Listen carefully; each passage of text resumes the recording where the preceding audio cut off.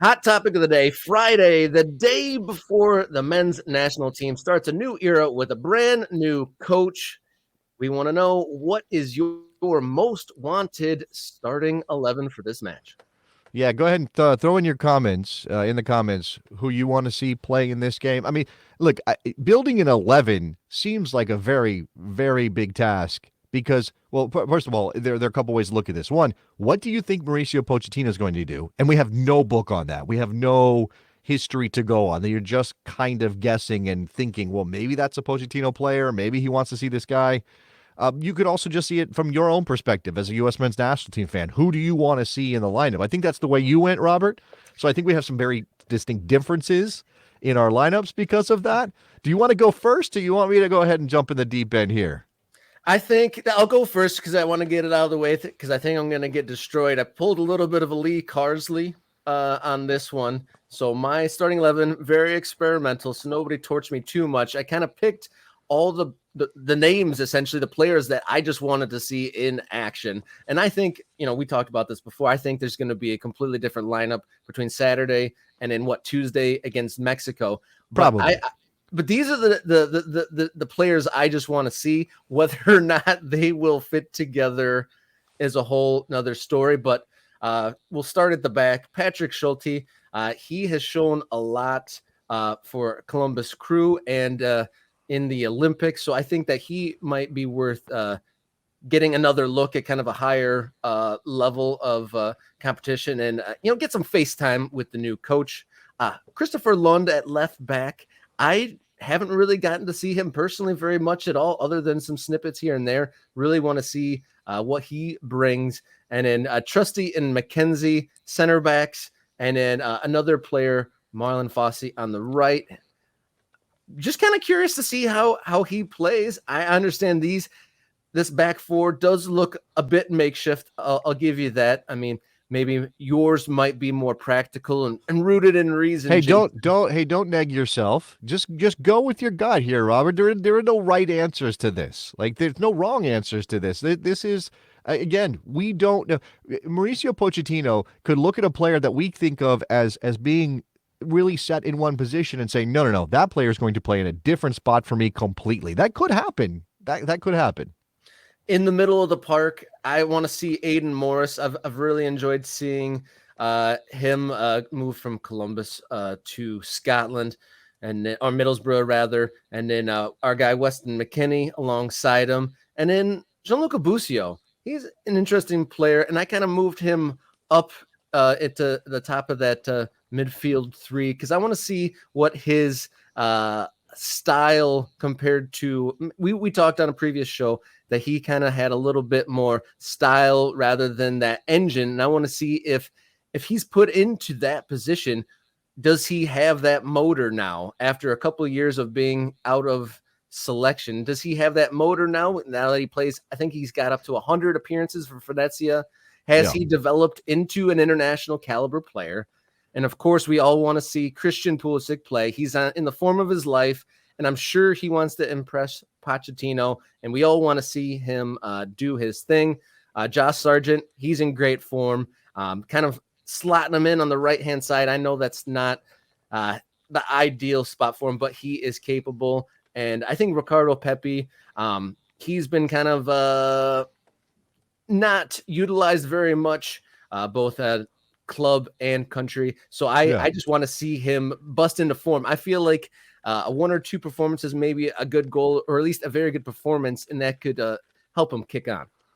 Okay. I'm going to give mine before I tear yours apart. I'm not going to tear yours apart.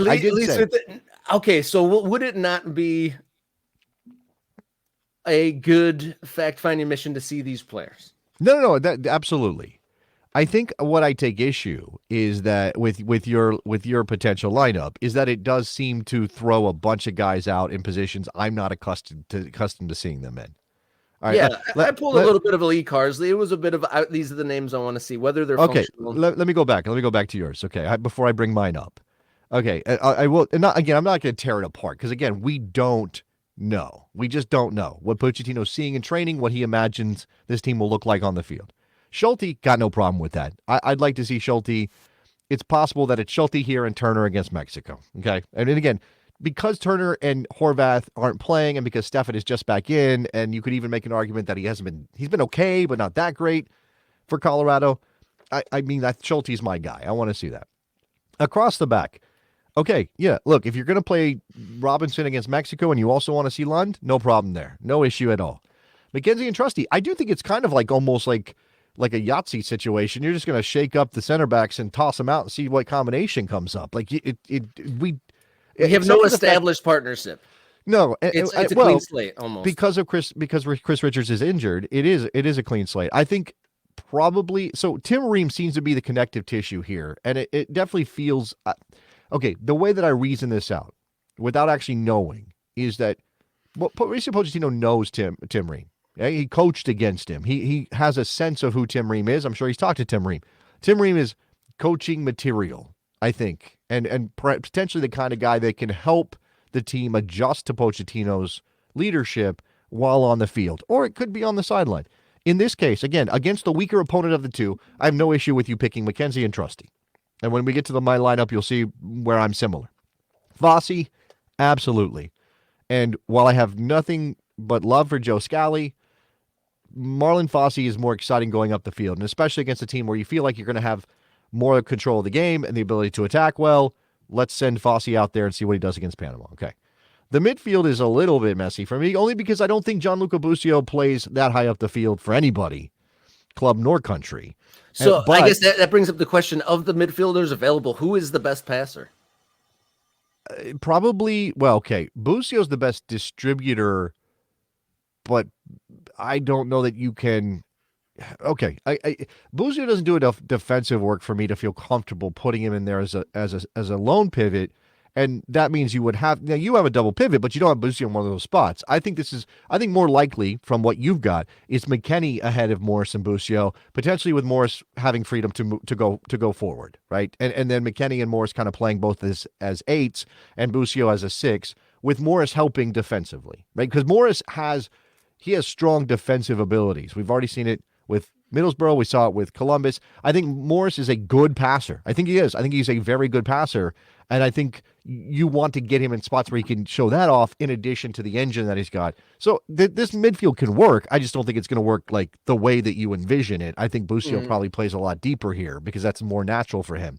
The front line is, again, it's almost a Yahtzee situation. Pulisic, we know, is a left-sided player for the national team. He's a right-sided player for Milan. I think it's possible Pochettino says, let's roll you out on the right, but there's not an obvious player on the left. Pepe, I love Ricardo Pepe. I'm wishing for his moment to come at PSV Eindhoven where he can be the starter and show us what he can do with multiple games and minutes. Sargent he's versatile, and he's played out there with Norwich, but I think Sargent is the prototypical, out of this group, he is the best fit for Pochettino center forward, in my mind. I think Sargent is that guy. Now, whether Pochettino wants to see Sargent out of the gates in the very first game against Panama, or if he waits for Mexico, I don't know that part, right? That's the part I don't know. So I have again, I'm picking it apart a little bit, but it's not crazy. No, but that's good. That's the fun of this, right? Is like we're picking it, and this is a new era, so it's hard to say what we'll see until tomorrow. Okay, so here's mine. It's a slightly different look. I have a single pivot. I have Morris there in that spot. I don't have Busio on the field. Tillman is the only spot here. Okay, let me go through the whole thing for anybody. Okay, so Schulte, yes, same thing. I think what I thought was very first game. Who cares about the opponent? Throw out the best possible team to see if whatever you've been imparting upon them works in this particular match, right? Who cares if it's Panama or Mexico, whatever. Now, he may want to see more players, and again, you could say, well, Mexico's the stronger opponent, so you're going to play the better players against Mexico, but I don't know. Again, I could be very wrong about this. Schulte, Jedi Robinson, he's the number one left back. For me, he needs to be on the field to start the Pochettino era. I got Ream and Trusty. Again, Ream probably won't be there in 2026. He's not saying he doesn't want to be there. He's saying he does. And I do think that there's something to be said for, do you give him minutes when you are not sure he will be in your team for the tournament that you are building up to? But as I said before, there's also let's see it work. Maybe you bring along some other players behind him. I got Fossey at right back. I got Trusty. Trusty, McKenzie, could be either one of those. I think that's a coin flip for me. I have Morris again in that defensive midfield position. McKennie and Tillman, and there'll be some moving around, but I like Tillman higher up. I like McKennie higher up the field, and I think you need somebody with some passing ability in that spot. You put Busio, I think Tillman's the guy. That's where he plays for PSV Eindhoven. Pulisic on one side, on the left. Haji right, that could be somebody else. I mean, I don't think it's going to be Pepe, probably. It could be Brendan Aronson. Brendan Aronson could also be in the midfield. I think Brendan Aronson has Pochettino-type attributes that may bring him into frame here. And then I got Josh Sargent. I think this is also what I want to see. I want to see Josh Sargent get a start at center forward for the United States and potentially score some goals. That would be very exciting to see. And I'll give you kudos. This definitely seems much more of a practical approach. Like I didn't want to put Tim Ream just because we know what he is, but for practicality of actually having an anchor and experience, I understand why you put him in there. And I do that front is very exciting. I'll admit. Seeing the counterattacks, I can just picture McKennie tackling, winning the ball away, Tillman getting the ball, and seeing Pulisic, Sargent, and Wright all streaming up the field. Well, you can attack with, you can have all five of those guys in that front five within 18, 20 yards of the goal. And again, hopefully they're not getting in each other's way and there's some semblance of a plan. But I think, it's possible. Again, so Orius Tosh saying that Haji for me is the ultimate rotation striker and late game sub up top. I don't like him on the wing. That's fair. I think that's a reasonable thing to say. Let's also remember, and as people are talking about in the chat as well, with the fringe guys that are here. The fringe guys are here because injured guys are not here. Tim Weah is not here. What would Tim Weah be? What would his role be? Would he be just deployed on the right as always, or will we see something different? I mean, again, I think it's kind of not realistic to think that Pochettino is going to overhaul everything. Of course not. But I do think there are some spots in there where he could make some changes that would impact the look of this team going into the future. Exciting forwards. You think they'll be all the way up 5 pushing up? I guess. Well, I'm saying that there will be moments when the U.S. is in possession where you will have 6 American players within 30 yards of goal, right? And then, part of that is if the ball turns over, again, I come back to what we've heard about training. We come back to Pochettino's principles of play. He is a coach who advocates for winning the ball back high up the field when you turn it over. And if you have 6 players within 30 yards of goal, if you turn the ball over, you need those 6 players to converge and press and re-win the ball so that you can, first of all, not give up those counterattacking opportunities, but second of all, potentially catch the other team unorganized so that you can go find a chance to score goals. Right? Totally agree. And that kind of brings up Nate's comment here. I don't really care who plays as long as we have some biting tackles and a bunch of guys who work hard, look like they're proud of their selection and what they're representing. And that was going to be my next question is, from this very, very early stage, what is it from the group that you'd like to see like what would be different that you'd like to see? Man, I'd like the effort is definitely a thing. I mean, clearly effort is an issue here, or has effort, the commitment. I think these guys care, but I do think that there was a culture that was sort of baked in. Like, you just show up, you just go out there, you run around, especially in a friendly. Like, I want to see that they care very much about not just doing okay, but sending a message, right? Like, go out there and crush Panama. Like, just absolutely crush them. Take them down 5-0 in Austin. Like, this team is capable of doing that.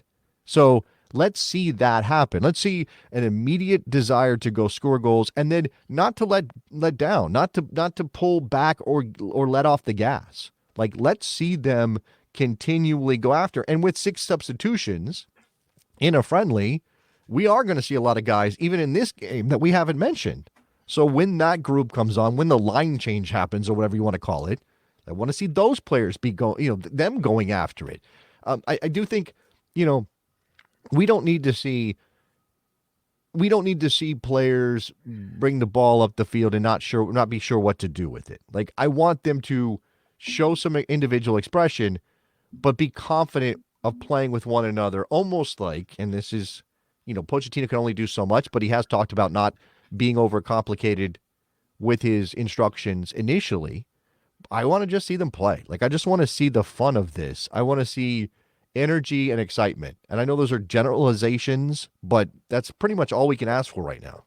The evolution of the team, right? I mean, kudos, he's not getting a lot right now, but Greg Berhalter, to his credit, he did foster an environment where, 2018, when he came at 2018, 2019, when they came in, the program was in tatters. He made almost like a safe space for a core of young players, very young players, a place that they wanted to go, wanted to play. Yeah. They were all kind of friends and buddy and all that. And it was a cool place to be. But I want to see that evolution now. So they kind of got that base. There's a culture set. Now, can we get to the next level where guys, maybe they're getting so competitive with each other. Maybe we see, training bust ups and people like competing tooth and nail to get the spots there and be competing with each other even harder with the spots rather than this is where we come back and play with our friends.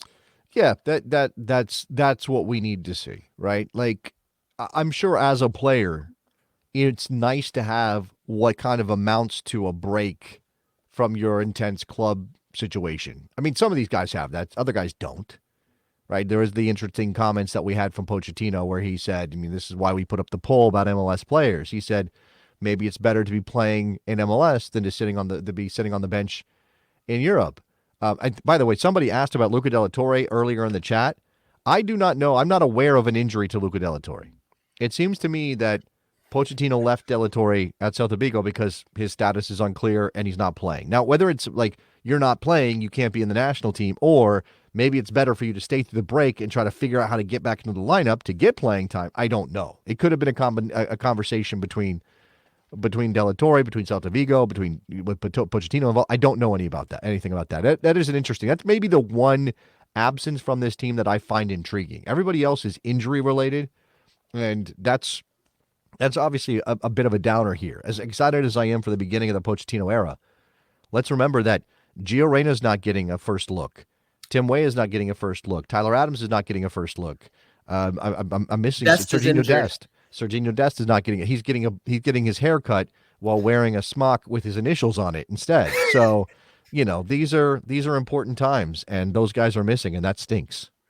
Fowler and Balogun. Yeah, the list of people not in here, and to the point, there's a lot of fringe guys in this camp, so a lot of players trying to make their mark. USA take on Panama in Austin, Texas, 9:00 on Saturday night.